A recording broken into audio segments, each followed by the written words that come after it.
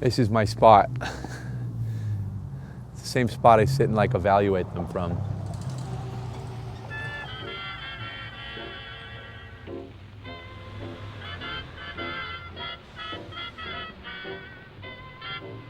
The first chandeliers that were hung on this tree were, I believe, 3 of them that were pulled off a job that I was doing staging and set building and such. The client didn't want them. I just thought they were fantastic. So I figured maybe I'll bring them home. I'll put them in the house. When I got them home, I realized they needed a bigger space. They couldn't really hang in the living room. So I have a roommate who's kind of my partner in crime in this one. His name's Brian Topolsky. He's an acrobat and an aerialist, so it's a good partner for hanging chandeliers. I don't know, I got a ladder out, I got up there, I hung it, I said, it looks great, I love it here. It's a perfect spot for this. But I didn't really have any intention on lighting it, I was just kind of looking at it.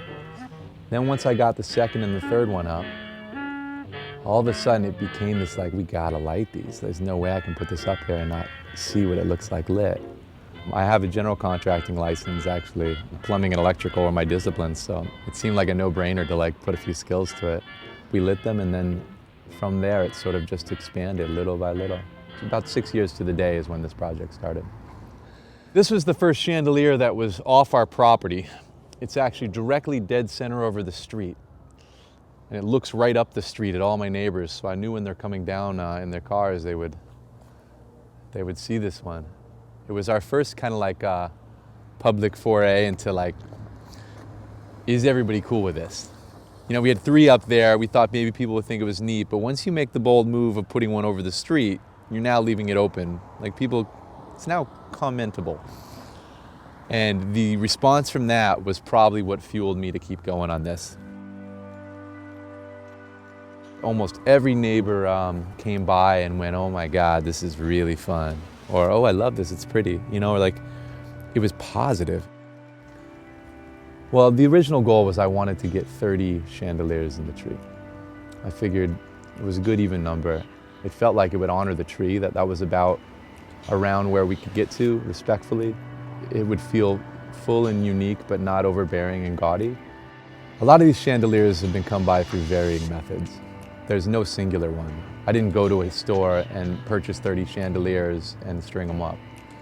Being an artist without a ton of a budget here, most of these have come from either purchased by myself at swap meets or garage sales or those sorts. We've had a few that have been donated. I've put ads on Craigslist, seeing if people were interested in donating to a neighborhood project. I wouldn't say that any particular method has been better than the other. You know, little by little, it's all kind of come together. About 90% of them need a lot of work. They have broken parts, they have 0 crystals whatsoever, the wiring is completely shot. I have some of them that I built from scratch, really just old framework. You know, I had to recreate everything. You know, each one has a little bit of story. A lot of them even have names, you know. The kids that come around will name them according to what they visually look like. I think that's really an awesome byproduct of doing something public. It's not just the life that we put into it. People have their own little tales from it. The parking meter as a functional device is actually worked really well.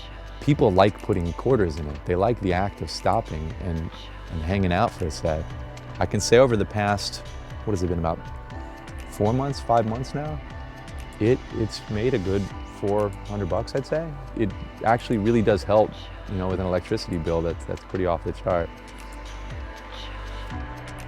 I think there's something about lights. There's something about lights that, maybe at least in this way, that are a little bit magical, that kind of cut across generations, because all the neighbors and kids come by and they feel free to stop here and play here and hang here. You know, it's a place like the young, old, middle, you get a slice of everybody.